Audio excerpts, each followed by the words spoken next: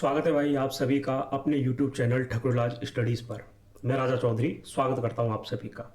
मित्रों, जो हमारा आज का टॉपिक है वो काफ़ी इंटरेस्टिंग है और काफ़ी महत्वपूर्ण है यूपीएससी और अदर वनडे एग्जाम या स्टेट सर्विसेज के दृष्टिकोण से। तो आज के इस वीडियो को आप अंत तक देखें। चैनल पर नए हैं तो चैनल को सब्सक्राइब करिए और क्लास को शेयर कीजिएगा। मित्रों थंबनेल देखकर आपको पता चल ही चुका होगा। हमारा जो आज का टॉपिक है वो ये है कि इंदिरा गांधी किस प्रकार से इस राजनीतिक दुनिया में अपनी एक नया मुकाम बनाती हैं। तो मित्रों चलिए फिर शुरुआत करते हैं इसी टॉपिक को। मित्रों 1964 में लंबे समय तक जवाहरलाल नेहरू की तबीयत खराब रहने के परिणाम स्वरूप उनकी मृत्यु हो जाती है। जैसे ही जवाहरलाल नेहरू की मृत्यु होती है तो पूरी दुनिया के सामने अनेकों प्रश्न खड़े हो जाते हैं। उनमें से एक महत्वपूर्ण प्रश्न था कि राजनीतिक उत्तराधिकारी कौन होगा। मित्रों याद रहे, कांग्रेस का उत्तराधिकारी कौन होगा प्लस हमारे देश का अगला प्रधानमंत्री भी कौन होगा। पूरी दुनिया मित्रों ऐसा मान रही थी कि भारत में लोकतंत्र एक नेहरू जैसे नेताओं की सनक है। जब ये नेता नहीं होंगे तो इस देश का क्या होगा। ये पश्चिमी दुनिया के देश इसे देखने के लिए खड़े थे। क्या ये जो उत्तराधिकार का मामला है, क्या इसका समाधान एक लोकतांत्रिक तरीके से हो पाएगा या नहीं, ये हमारे समक्ष एक गंभीर प्रश्न थे।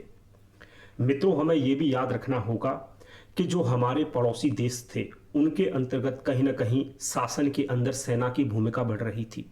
ऐसा भी हो सकता है कि जो राजनीतिक दल हैं वो एक लोकतांत्रिक तरीके से अपना उत्तराधिकारी तो चुन नहीं पाए और ऐसे में सेना अपनी भूमिका निभा सकती है। तो ऐसे में हमारे देश के सामने एक बड़ा संकट था सेना का। कहीं ऐसा ना हो मित्रों जो सेना है वो इस देश में एक इम्पोर्टेंट रोल प्ले करने लग जाए, जो कि किसी भी लोकतांत्रिक देश के लिए सबसे बड़ा खतरा साबित हो सकता है। और मित्रों अभी भी हमारा देश अनेकों प्रकार की समस्याओं से जूझ रहा था, क्योंकि हम जानते हैं 1964 मतलब हमारा देश 1947 में स्वतंत्र हुआ था और 1952 में पहली सरकार बनी थी। अब हमें एक बात समझनी होगी, अभी भी हमारा देश गरीबी, गैर बराबरी, सांप्रदायिक क्षेत्र विभाजन जैसी समस्याओं का सामना कर रहा था और ऐसे में एक बड़े नायक की मृत्यु इन सारी चिंताओं को और बढ़ा देती है। तो मित्रों अब हम ये देखेंगे कि नेहरू की मृत्यु के बाद इस देश का क्या हुआ और किस प्रकार से कांग्रेस ने अपने उत्तराधिकारी का चयन किया। 1964 में जब नेहरू की मृत्यु होती है तो उस समय पर कांग्रेस पार्टी के अध्यक्ष होते हैं के कामराज आ जाते हैं मित्रों किंग मेकर की भूमिका में। के कामराज ने एक बड़े संसदीय जो बड़े वरिष्ठ नेताओं और जो कांग्रेस के सांसद हैं उनकी मीटिंग बुलाई। उस मीटिंग से जितने भी सांसद से उनसे सलाह की और सलाह करने के बाद एक नाम निकल के सामने आता है, वो था लाल बहादुर शास्त्री। लाल बहादुर शास्त्री अपनी सादगी के लिए जाने जाते थे और लाल बहादुर शास्त्री का नाम आते ही ये निर्विरोध रूप से एक नेता के तौर पर सामने आ जाते हैं और इन्हें मित्रों प्रधानमंत्री के रूप में चुना जाता है। इस प्रकार से मित्रों अगर देखा जाए तो देश के दूसरे प्रधानमंत्री के तौर पर लाल बहादुर शास्त्री को चुना जाता है। लेकिन मित्रों याद रहे जो लाल बहादुर शास्त्री थे ये चुनाव लड़कर नहीं आए थे, इन्हें उत्तराधिकारी के तौर पर चुना गया था। तो क्या लाल बहादुर शास्त्री इस देश के दूसरे प्राइम मिनिस्टर थे? मित्रों ऐसा भी नहीं है। पहले थे जवाहरलाल नेहरू और दूसरे होते हैं मित्रों गुलजारी लाल नंदा। दरअसल ये जो गुलजारी लाल नंदा है मित्रों इन्हें कार्यवाहक के तौर पर चुना जाता है। 1964 में जब जवाहरलाल नेहरू की मृत्यु हुई तो कुछ महीने के लिए कार्यवाहक के तौर पर कि कुछ दिन का जो डेली कामकाज है उन्हें गुलजारी लाल नंदा करेंगे। याद रहे गुलजारी लाल नंदा को कांग्रेस की कमेटी ने नहीं चुना था, लेकिन लाल बहादुर शास्त्री को ऑफिशियली प्राइम मिनिस्टर डिक्लेयर किया जाता है। इसीलिए लाल बहादुर शास्त्री को देश का दूसरा प्राइम मिनिस्टर माना जाता है। मित्रों अगर मैं लाल बहादुर शास्त्री की बात करूं तो इनका संबंध उत्तर प्रदेश प्रांत से था और यह नेहरू की मंत्रिमंडल में मंत्री रह चुके थे। दरअसल हम इनके मंत्री के कार्यकाल को देखें तो 1951 से 56 तक रेल मंत्री रहे। जिस समय पर ये रेल मंत्री थे इनके बारे में काफ़ी एक प्रसिद्ध घटना ये थी कि इनके समय पर एक रेल दुर्घटना हो जाती है और रेल दुर्घटना की यह नैतिक जिम्मेदारी लेते हुए अपने पद से त्यागपत्र दे देते हैं। तो ये सादगी के लिए मित्रों शास्त्री जी को जाना जाता है। फिर ये नेक्स्ट टाइम 1957 से लेकर के 64 जो अपने नेहरू जी की जो दूसरी नेहरू जी का जो दूसरा कार्यकाल था उसमें भी मित्रों यह मंत्री रहते हैं। ये पॉइंट भी मित्रों हमें याद रखना है। क्लियर है। और ये कांग्रेस पार्टी के महासचिव के पद पर भी रहते हैं। अब चलिए मित्रों, हमें एक और पॉइंट याद रखना होगा शास्त्री के बारे में। 1930 से ही यह स्वतंत्रता आंदोलन में एक सक्रिय नेता की भूमिका निभा रहे थे। जब लाल बहादुर शास्त्री का कार्यकाल मित्रों 1964 में शुरू होता है तो इस समय पर देश के सामने दो बड़ी चुनौतियां थीं।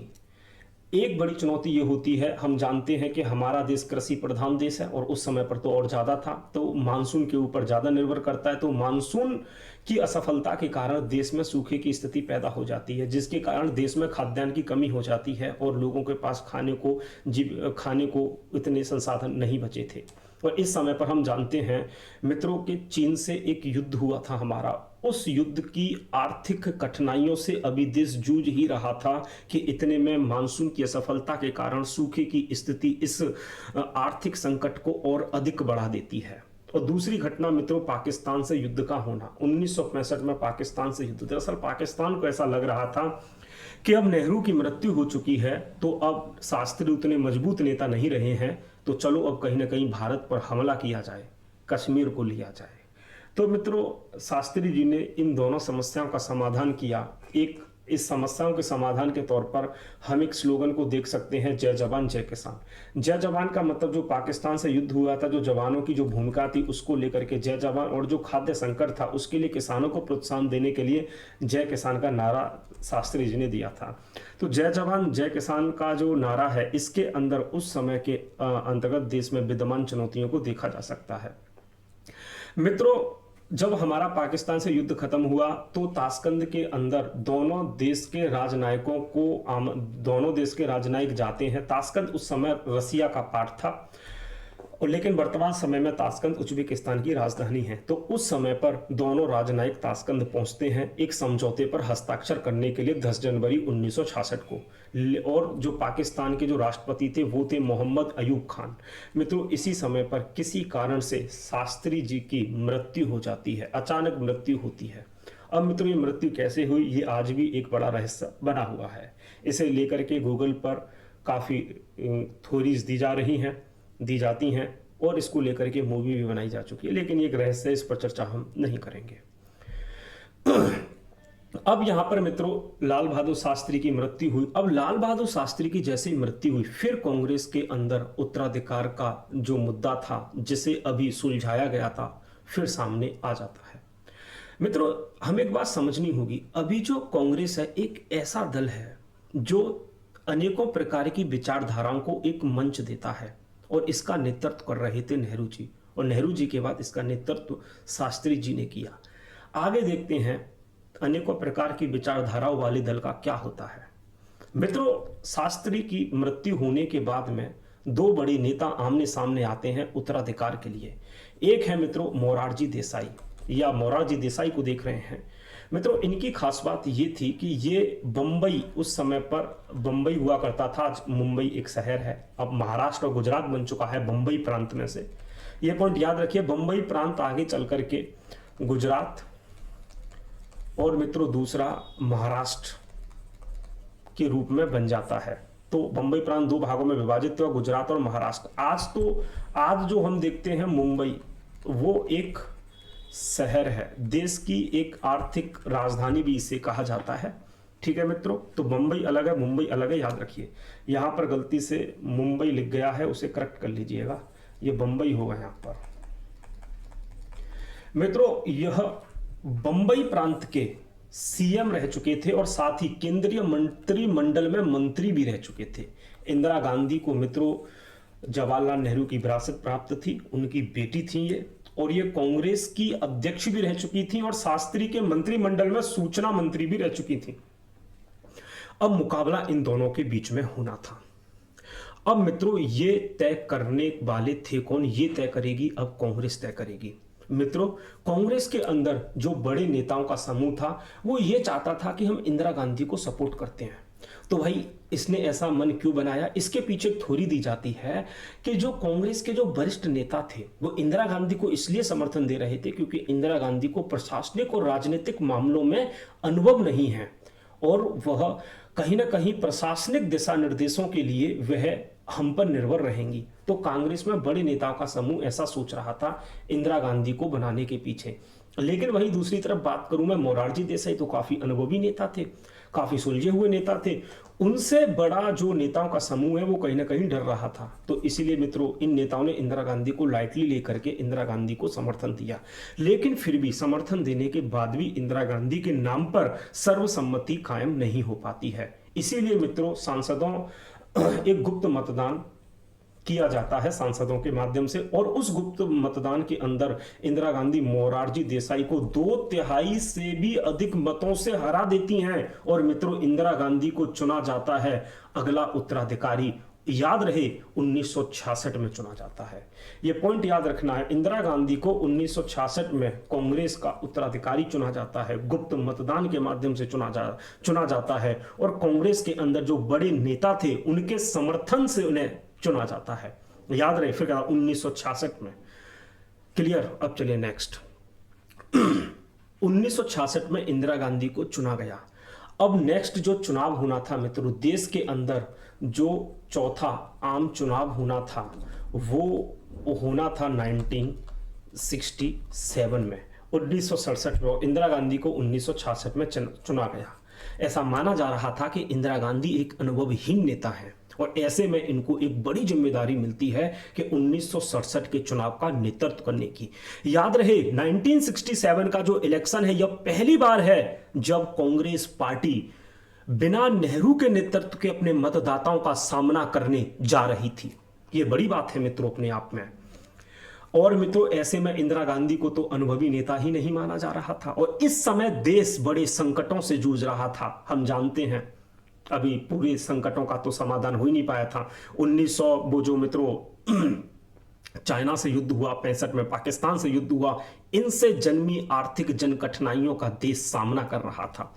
खाद्य संकट से देश जूझ रहा था। ये वही समय है मित्रों, पाकिस्तान के युद्ध के कारण अमेरिका ने भारत को जो आर्थिक सहायता दे रहा था वो भी बंद कर दी थी। भारत में जो विदेशी मुद्रा है उसमें निरंतर कमी आ रही थी। खाद्यान्न संकट की समस्याएं हमें देखने को मिल रही थी। हाँ, भारत के जो निर्यात है उसमें निरंतर कमी आ रही थी और युद्धों के कारण मित्रों जो पैसा, जो धन जनता के जन कल्याण के लिए इस्तेमाल होना चाहिए था और वह धन का इस्तेमाल मित्रों सैन्य खर्चे के लिए किया जा रहा था। यह हमारे देश के सामने उस समय की कुछ चुनौतियां थीं और इस समय पर इंदिरा गांधी एक महत्वपूर्ण निर्णय लेती हैं, वो है मुद्रे का अवमूल्यन करना। माना जाता है यह अवमूल्यन इंदिरा गांधी ने अमेरिका के दबाव में किया था। एक अमेरिकी डॉलर की कीमत भारत के 5 रुपए के बराबर थी पहले, लेकिन इंदिरा गांधी ने इसे बढ़ा करके एक अमेरिकी डॉलर को 7 रुपए के बराबर कर दिया। तो इसकी इंदिरा गांधी कहीं ना कहीं आलोचनाएं भी की जा रही थी। और मित्रों इस आर्थिक जन कठिनाइयों के परिणाम स्वरूप क्या होता है कि देश के अंदर बंद और हड़ताल जैसी घटनाएं एक परंपरा बन चुकी थी। ऐसे में मित्रों 1967 का आम चुनाव होना था।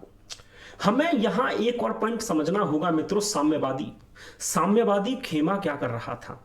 मित्रों हम जानते हैं कि जो भारत की जो कम्युनिस्ट पार्टी ऑफ इंडिया है इसका गठन अंतर्राष्ट्रीय स्तर पर 1920 में, लेकिन माना जाता है भारत में 1925 में। दो थ्योरियां इसको लेकर दी जाती हैं, हालांकि इसकी चर्चा हम कभी और करेंगे कानपुर में। और 1920 में ये हुई थी ताशकंद में। मित्रों हम एक पॉइंट समझना होगा यहां पर कि आगे चल करके जो सीपीआई है 1964 में यहां से एक पार्टी अलग निकलती है जिसे कहते हैं मार्क्सवादी कम्युनिस्ट पार्टी ऑफ इंडिया, मार्क्सवादी सीपीआई, मतलब मार्क्सवादी कम्युनिस्ट पार्टी। आगे चल करके 1969 में यहां से मार्क्सवादी लेनिनवादी कम्युनिस्ट पार्टी निकलती है जिसे कहते हैं माले, जिसका नेतृत्व करते हैं मित्रों चारू मजूमदार। यही मित्रों नक्सलवाद का समर्थन करने वाला दल होता है माले। 1964 ये दल जो है भारतीय राजनीति के साथ चलता है। सीपीआई भी चलता है और ये जो एमसीपीआई है वो भी चलता है। मित्रों, एमसीपी यानी कि माकपा का मानना ये है मित्रों कि हमारी स्थापना 1920 में हुई, लेकिन जो इंडियन सीपीआई है उसका मानना ये है कि हमारी स्थापना 1925 में होती है। यहीं पर मित्रों हमें एक पॉइंट समझना होगा, ये देश के अंदर निरंतर आंदोलन कर रहे थे। जब 1964 में ये पार्टी अलग बनती है तो ये मित्रों आंदोलन कर रही थी साम्यवादी तरीके से। ये मार्क्सवादी लेनिनवादी जो पार्टी मित्रों 1969 में बनी थी, ये सशस्त्र कृषक विद्रोह का नेतृत्व करती है। सशस्त्र कृषक विद्रोह का नेतृत्व करती है, ये हमें समझना होगा। इस समय पर हमारे देश के अंदर आजादी के बाद के सबसे भयंकर सांप्रदायिक दंगों का सामना ये देश कर रहा था। तो ये चुनौतियां थी मित्रों हमारे देश के सामने। और सिर्फ इतना ही नहीं, ये तो हमारे देश के सामने चुनौती थी। अब बात करते हैं कांग्रेस के अपोजिट दल की क्या चल रहा था। मित्रों, कांग्रेस के जो अपोजिट दल जितने भी थे उनको एक बात समझ में आ चुकी थी, जैसे जनसंघ था, स्वतंत्र पार्टी था, तो ये कुछ दल थे। इनको एक बात समझ में आ चुकी थी मित्रों कि अगर हम अलग अलग तरीके से चुनाव लड़ेंगे तो हम हर बार हारेंगे, पराजित होंगे। हमें एकजुट होकर काम करना चाहिए। एक समाजवादी नेता थे मित्रों राम मनोहर लोहिया, इन्होंने नारा दिया गैर कांग्रेसवाद का, मतलब कि जितने भी गैर कांग्रेसी दल हैं वो एक हो जाएं और कांग्रेस के खिलाफ एक मोर्चा खोलते हैं। और कहीं ना कहीं इंदिरा गांधी एक अनुभवहीन नेता हैं, इसे ये दल एक अवसर के तौर पर देख रहे थे। तो मित्रों ऐसा कुछ माहौल बनाया जा रहा था। जानकारी के लिए बता दूं कि जो राम मनोहर लोहिया हैं मित्रों, इन्हें समाजवादी, जितने भी भारत में समाजवादी दल हैं, इन्हें एक अपना राजनीतिक गुरु मानते हैं, चाहे वो उत्तर प्रदेश की समाजवादी पार्टी ही क्यों ना हो या जितनी भी भारत के अंदर समाजवादी पार्टियां हैं। अब मित्रों 1967 का चुनाव लड़ा जाता है। ये प्रांतों में और लोकसभा दोनों का एक साथ चुनाव होना था। 1967 फरवरी के माह में ये चुनाव होता है। मैं आपको पहले बता चुका हूं, पहली बार है जब नेहरू के बिना मतलब कि कांग्रेस अपने मतदाताओं का सामना करने जा रही थी। ये चुनाव मैंने बताया कितनी समस्या, देश कितनी समस्याओं से जूझ रहा था, कांग्रेस के सामने क्या क्या चैलेंज थे। इंदिरा गांधी एक अनुभवहीन नेता थी और मित्रों जैसा अनुमान था वैसा ही हुआ। कांग्रेस जो पार्टी है राष्ट्रीय स्तर पर, केंद्र में और प्रांतों में, दोनों जगह बड़ी इसे गहरा धक्का लगता है। लेकिन इसका मतलब ये नहीं है कि ये चुनाव हार गई थी। केंद्र में चुनाव जीतती है, लेकिन ये एक काफी सीटें हार गई थी, उनकी चर्चा हम करने वाले हैं। कांग्रेस पार्टी को इतना बड़ा झटका लगा था मित्रों, राजनीतिक पंडितों ने इसे एक राजनीतिक भूकंप की संज्ञा दी थी। कांग्रेस पार्टी लोकसभा में तो बहुमत प्राप्त करती है, लेकिन राज्यों में उसका जो वोट प्रतिशत और जो सीटें हैं उनमें भारी गिरावट का सामना करती है। बल्कि लोकसभा के अंदर भी यह भारी सीटों में गिरावट और जो मतों का प्रतिशत है उसमें भी ये गिरावट का सामना करती है। मित्रों हालत इनके ऐसे हो चुके थे कि जो इंदिरा गांधी का मंत्रिमंडल था उसके आधे मंत्री चुनाव हार जाते हैं। और मैं कुछ महत्वपूर्ण नेताओं के नाम बताऊं, तमिलनाडु से के कामराज, महाराष्ट्र से एस.के. पाटिल, पश्चिम बंगाल से अतुल्य घोष और बिहार से मित्रों के.वी. सहाय जैसे बड़े बड़े राजनीतिक दिग्गज चुनाव हार चुके थे। आप देख सकते हैं कि कांग्रेस की छवि इस समय पर कैसी बन रही थी। अब मैं आपको बताना चाहूंगा कि कांग्रेस 7 राज्यों में तो सीधे तौर पर बहुमत ही प्राप्त नहीं कर पाई और 2 दलों में दल बदल के कारण यह सरकार नहीं बना पाई। तो कुल राज्य मित्रों हो जाते हैं 9 राज्य। क्लियर है भाई? कुल कितने राज्य हो गए मित्रों? 9 राज्य। 9 राज्यों से कांग्रेस जो है सत्ता से बाहर हो जाती है। ये 9 राज्य कौन कौन से थे मित्रों? पंजाब है, हरियाणा, उत्तर प्रदेश, मध्य प्रदेश, बिहार, पश्चिम बंगाल, उड़ीसा, मद्रास और केरल है। यहां पर हम मद्रास के बारे में एक पॉइंट जानते हैं। मद्रास मित्रों एक ऐसा प्रांत बनता है जहां पर के द्रविड़ मुनेत्र कड़गम एक क्षेत्रीय दल है। यह मित्रों पूर्ण बहुमत प्राप्त कर लेता है। याद रहे ये मित्रों डीएमके मतलब द्रविड़ मुनेत्र कड़गम एक ऐसा दल बनता है, भारत का पहला ऐसा दल बनता है जो गैर कांग्रेसी होकर के मित्रों पूर्ण बहुमत प्राप्त करता है। ये एग्जाम में क्वेश्चन पूछा जा सकता है कि ऐसा कौन सा राजनीतिक गैर कांग्रेसी राजनीतिक दल है जो पूर्ण बहुमत प्राप्त करता है मद्रास में मित्रों द्रविड़ मुनेत्र कड़गम, जो आज वर्तमान समय में तमिलनाडु के नाम से जाना जाता है मद्रास। और मित्रों द्रविड़ मुनेत्र कड़गम डीएमके आज भी है, आगे चलकर इसमें से और भी दल बने, उनकी चर्चा हम कभी और करेंगे। मित्रों ये पूर्ण बहुमत के साथ सत्ता में आती है। ऐसा कैसे हुआ मित्रों कि इस मद्रास के अंदर गैर कांग्रेसी सरकार सत्ता में आ पाती है? तो मित्रों उसके पीछे एक बड़ा कारण माना जाता है हिंदी विरोधी आंदोलन। कहीं ना कहीं इस समय पर केंद्र के द्वारा हिंदी को राज्यों पर थोपा जा रहा था, तो इसी के विरोध में एक आंदोलन हुआ और इसी से एक पार्टी बनी द्रविड़ मुनेत्र कड़गम, और यह वहां पर चुनाव जीत जाती है। तो मित्रों ये पॉइंट आपको याद रखना है। ये तो मित्रों एक हो गया, लेकिन एक प्रांत हो गया मद्रास, लेकिन क्या अन्य प्रांतों में कोई भी राजनीतिक दल, गैर कांग्रेसी राजनीतिक दल क्या पूर्ण बहुमत प्राप्त नहीं कर पाया? तो यस नो, नहीं कर पाया। तो उन्होंने कैसे सरकार बनाई? तो उन्होंने अन्य 8 राज्यों में गैर कांग्रेसी दलों ने गठबंधन सरकार बनाई। एक और क्वेश्चन मैं मित्रों आपसे पूछता हूं, अगर एग्जाम में आता है, कि ऐसा कौन सा प्रांत है या वो दल है मित्रों जो सबसे पहले सत्ता बनाता है, गैर कांग्रेसी सत्ता बनाता है? तो मित्रों याद रहे वो 1957 का इलेक्शन है, लेकिन वो गठबंधन में सरकार बनाई थी, कम्युनिस्ट पार्टी सीपीआई ने बनाई थी, केरल में बनाई थी। ये पॉइंट मित्रों आपको याद रखना है। ये गठबंधन सरकार बनी थी, लेकिन नेहरू की कैबिनेट इसे 2 साल बाद ही बर्खास्त भी कर देती है। तो एक क्वेश्चन यहां से बन सकता है, दूसरा क्वेश्चन द्रविड़ मुनेत्र कड़गम से भी बन सकता है। ये द्रविड़ मुनेत्र कड़गम पूर्ण बहुमत प्राप्त किया था, लेकिन जो केरल में जो सीपीआई 1957 में सरकार बनाती है वो गठबंधन में बनी हुई सरकार थी, दोनों में अंतर है। नेक्स्ट मित्रों 1967 में हमने देखा कि 8 राज्य ऐसे थे जहां पर मित्रों गठबंधन सरकार बनती है। ऐसे तो ये पहली बार नहीं था कि देश में गठबंधन सरकार बनी हो।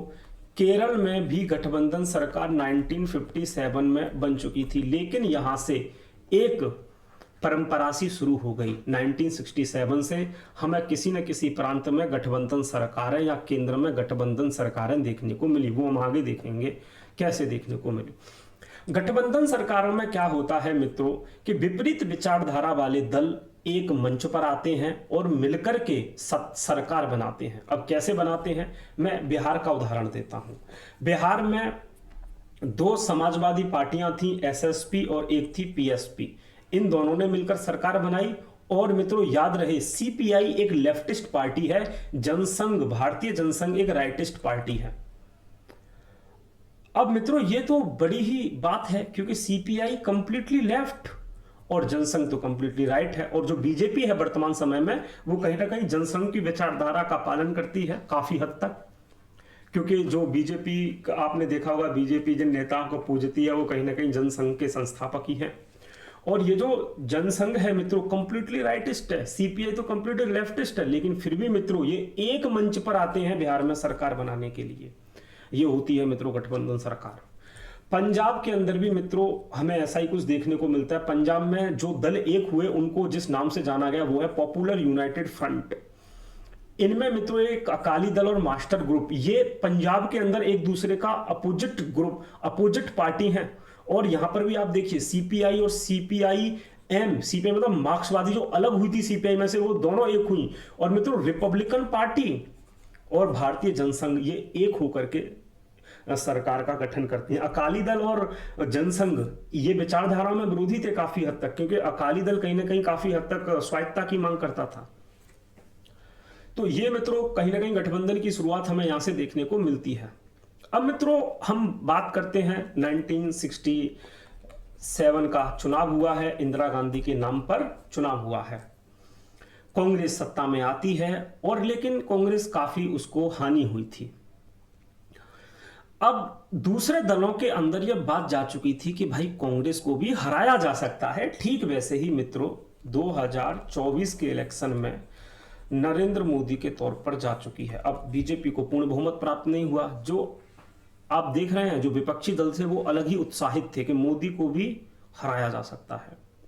तो ये भी उस समय पर एक बड़ी घटना सामने आ रही थी, कहीं ना कहीं कांग्रेस को भी हराया जा सकता है, ये बड़ी बात थी उस समय पर। हालांकि लोकसभा में भी कांग्रेस की ही सरकार थी, लेकिन कम सीटों से थी और कम उसे मतों का प्रतिशत प्राप्त हुआ था। मित्रों में एक बात समझनी होगी, इंदिरा गांधी के सामने दो चुनौतियां थी, एक देश की स्थिति कैसी थी और एक दूसरी कि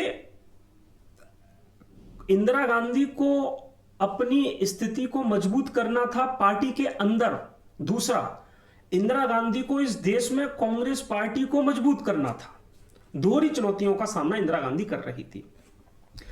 इस समस्या को हम गहराई से देखें उससे पहले हम समझेंगे कि सिंडिकेट क्या है। मित्रों, हमें मालूम है इंदिरा गांधी को सत्ता में लाने वाला एक कांग्रेस के अंदर एक बड़े नेताओं का समूह था। ये जो बड़े नेताओं का समूह है इसी को सिंडिकेट कहते हैं। तो सिंडिकेट ने ये प्रभावशाली ताकतवर नेताओं का समूह था कांग्रेस के अंदर, यही इंदिरा गांधी को लाया था सत्ता में। इसी ने महत्वपूर्ण भूमिका निभाई थी इंदिरा गांधी को प्रधानमंत्री बनाने में। क्यों? क्योंकि इनको भरोसा था कि इंदिरा गांधी हमारे सहयोग से काम करेगी, हमारी सलाह मानेगी। लेकिन इंदिरा गांधी ने क्या किया? इंदिरा गांधी ने सिंडिकेट वर्ग को धीरे धीरे हाशिए पर ला खड़ा किया कि भाई शासन तो स्वतंत्र मस्तिष्क से ही चलेगा, तुम्हारे कहने से नहीं। इंदिरा गांधी सिंडिकेट वर्ग से स्वतंत्र होना चाहती थी और इंदिरा गांधी कांग्रेस की खोई हुई जमीन को प्राप्त करना चाहती थी। ऐसे में इंदिरा गांधी ने इस संघर्ष को एक विचारधारा का रूप दे दिया। कहीं ना कहीं इंदिरा गांधी ने मित्रों अपनी नीतियों को वामपंथी रंग देना शुरू कर दिया। इसी क्रम में 1967 मई के महीने में इंदिरा गांधी 10 सूत्री कार्यक्रमों को लॉन्च करती है, जिसके अंतर्गत बैंकों का सार्वजनिक नियंत्रण, आम बीमा के राष्ट्रीयकरण, शहरी संपदा और आय के परिसीमन, खाद्यान्न का सरकारी वितरण, भूमि सुधार तथा ग्रामीण गरीबों को आवासीय भूखंड देने इत्यादि जैसे प्रावधान इस 10 सूत्री कार्यक्रम के माध्यम से किए जा रहे थे। तो 1967 मई के महीने में 10 सूत्री कार्यक्रम को लॉन्च किया जाता है। जब सिंडिकेट वर्ग से इंदिरा गांधी ने अनुमति मांगी 10 सूत्री कार्यक्रमों को लेकर के, तो सिंडिकेट वर्ग अनुमति तो दे देता है, किंतु उसके मन में ऐसी नीतियों को लेकर के संदेह था। और मैं आगे देखूंगा मित्रों के संदेह क्यों था, क्या कारण था इन संदेहों के पीछे का, वो भी हम आगे चर्चा करेंगे। मित्रों, अब समय आता है 1969 का।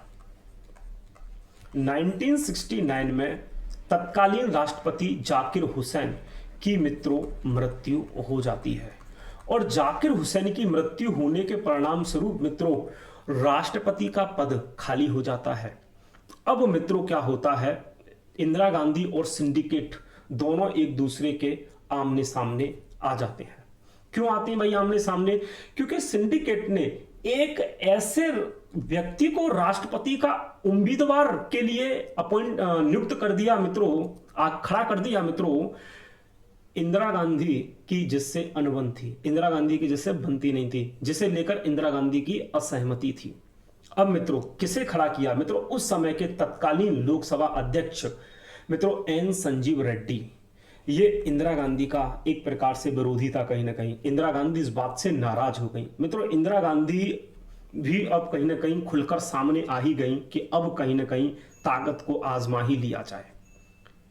इंदिरा गांधी को लोग अब भी अनुभवहीन नेता ही समझ रहे थे। ऐसे में मित्रों अब इंदिरा गांधी मन बना लेती है 1969 में कि अब या तो मैं कांग्रेस के अंदर रहूंगी या आप कांग्रेस के अंदर रहोगे। अब मित्रों शुरुआत होती है एक बड़े मुकाबले की। इसी मुकाबले के क्रम में इंदिरा गांधी मित्रों उस समय के तत्कालीन उपराष्ट्रपति बीबी गिरी को बढ़ावा देती हैं कि जाओ और स्वतंत्र रूप से नामांकन भरो, और बीबी गिरी मित्रों स्वतंत्र रूप से जाकर के नामांकन भर देते हैं और मित्रों चुनाव होते हैं। और उस समय के कांग्रेस के तत्कालीन अध्यक्ष एक व्हिप जारी करते हैं और कहते हैं कि पूरे कांग्रेस के सांसद और विधायकों को एन संजीव रेड्डी को ही वोट देना है।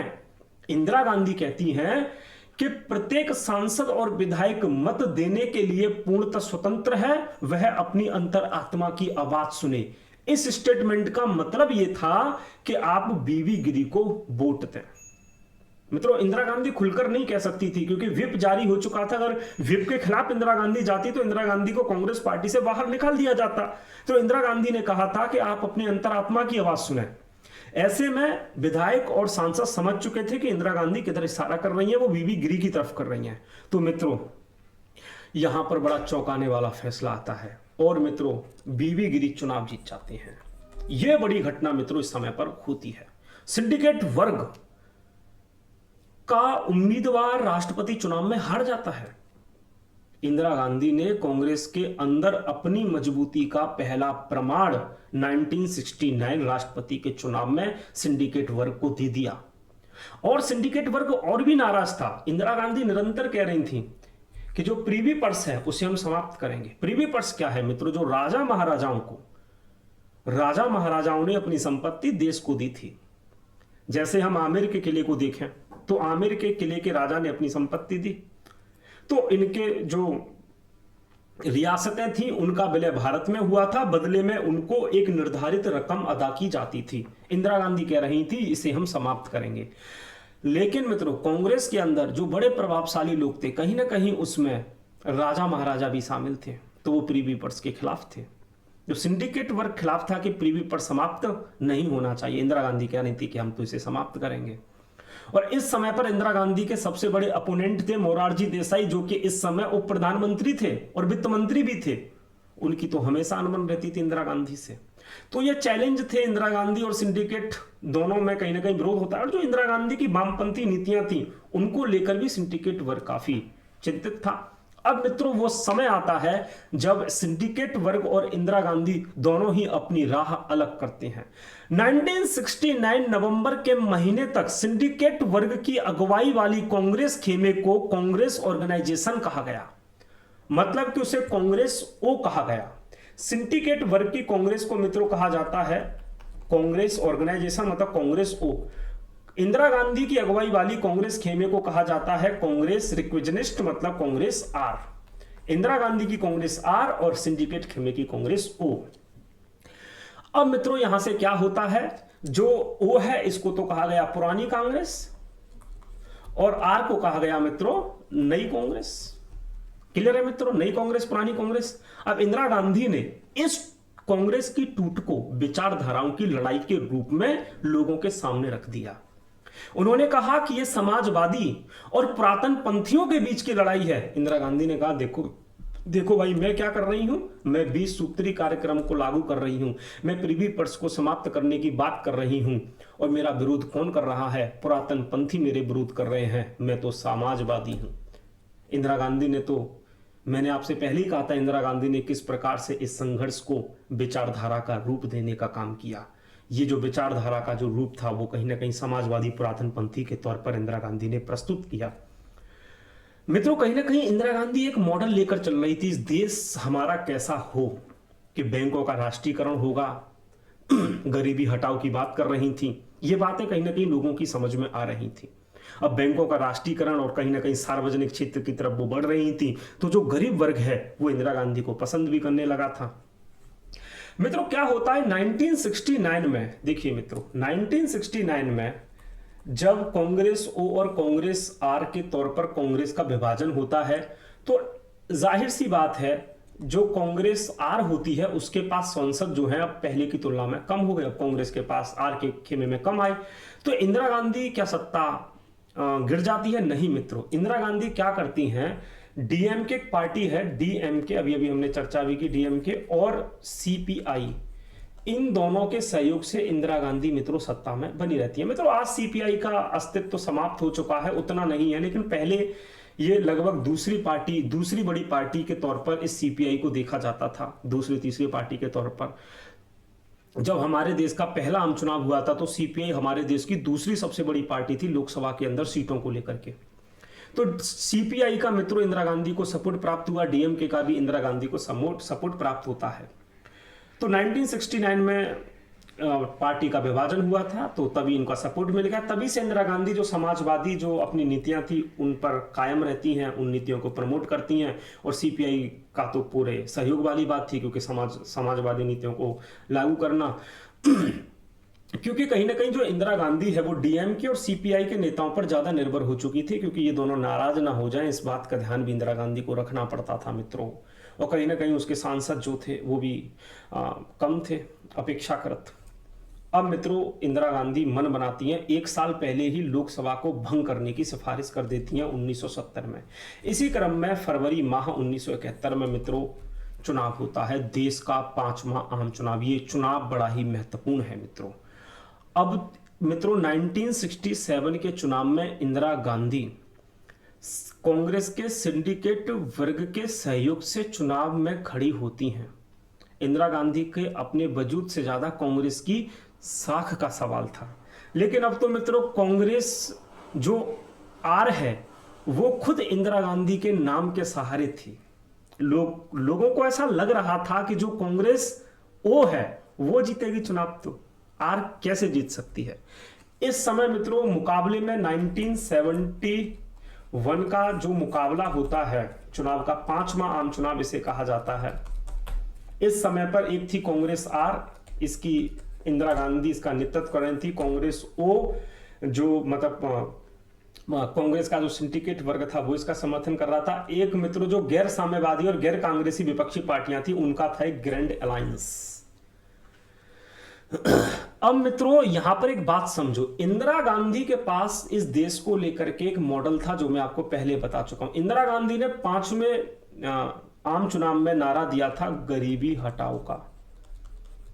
लोगों को मजा आ गया, गरीबी हटी जाएगी अब तो इंदिरा गांधी जी कह रही हैं। लोगों ने इंदिरा गांधी को सपोर्ट किया। इंदिरा गांधी ने कहा सुनो, ये राजा महाराजाओं को जितने विशेषाधिकार प्राप्त हैं सब समाप्त करने जा रही हूं, एक बार चुनाव में मुझे जिताओ बस।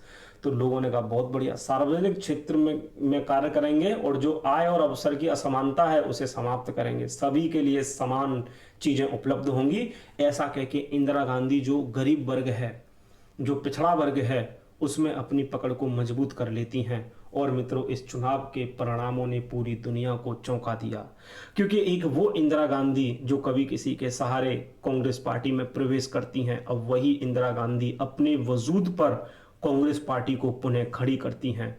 मित्रों इस बार इंदिरा गांधी की जो आर पार्टी थी, कांग्रेस आर थी, वह सीपीआई के साथ गठबंधन में चुनाव लड़ती है।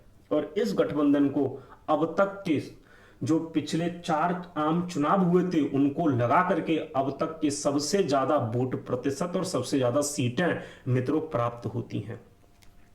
कुल इस गठबंधन को 375 सीटें और 48.4% मत प्राप्त होते हैं। अकेले इंदिरा गांधी वाली कांग्रेस ने, मतलब कांग्रेस आर ने मित्रों, कांग्रेस रिक्विजनिस्ट ने 352 सीटें प्राप्त की, जो मित्रों पूर्ण बहुमत था, एकदम से प्रॉपर बहुमत मिल चुका था। और मित्रों हमें समझना होगा कांग्रेस का प्रभावशाली वर्ग था कांग्रेस ओ, सिंडिकेट वर्ग, ये उजाड़ हो चुका था बेचारा। 16 सीटें मिली मित्र, पूरा देश चौंक गया इस परिणाम को देख करके कि एक महिला ने एक नई कांग्रेस खड़ी कर दी। मित्रों ये नई कांग्रेस थी, ये नेहरू वाली कांग्रेस नहीं थी, ये बिल्कुल अलग कांग्रेस थी। और कांग्रेस वो बेचारी बड़ी बुरी तरह पराजित हुई। अपनी इसकी ये दुर्दशा, बहुत बुरी दुर्दशा होती है मित्रों कांग्रेस ओ की। तो इस प्रकार से मित्रों जो इंदिरा गांधी है वो अपने कहीं ना कहीं जो सिंडिकेट वर्ग से सहयोग से सत्ता में आती है, अब वो अपना वजूद कांग्रेस में कायम कर लेती है और अपने दम पर मित्रों चुनाव भी लड़ती है।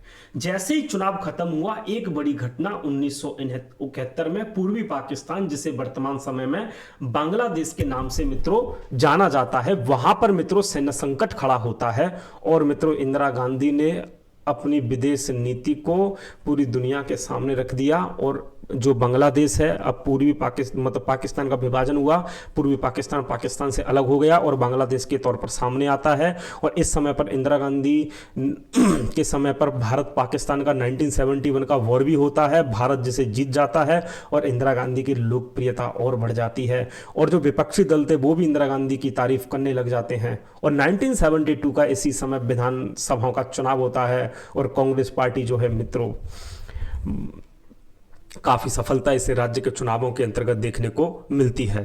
तो मित्रों 1971 के बाद हम देखेंगे नेक्स्ट वीडियो के माध्यम से 1971 के बाद मित्रों जो जो इंदिरा गांधी के समय पर घटनाएं हुई थी, किस प्रकार से नेशनल इमरजेंसी लगी और 1977 तक इंदिरा गांधी सत्ता में रहीं, किस प्रकार से खालिस्तान का मुद्दा सामने आता है, किस प्रकार से नक्सलवादी मुद्दा इंदिरा गांधी के समय पर सामने आता है, उनको हम नेक्स्ट वीडियो के माध्यम से देखेंगे। आप अगर हमारे चैनल पर नए हैं तो चैनल को सब्सक्राइब करिए, लाइक करिए और मित्रों शेयर करिए। याद रहे जो नेक्स्ट वीडियो होगी हमारी वो होगी इमरजेंसी पर, और उससे भी नेक्स्ट होगी खालिस्तान पर, और उससे भी नेक्स्ट होगी इंदिरा गांधी के समय पर जो नक्सलवाद पैदा हुआ था उसको लेकर के। ठीक है मित्रों, धन्यवाद आप सभी का हमारी वीडियो को देखने के लिए।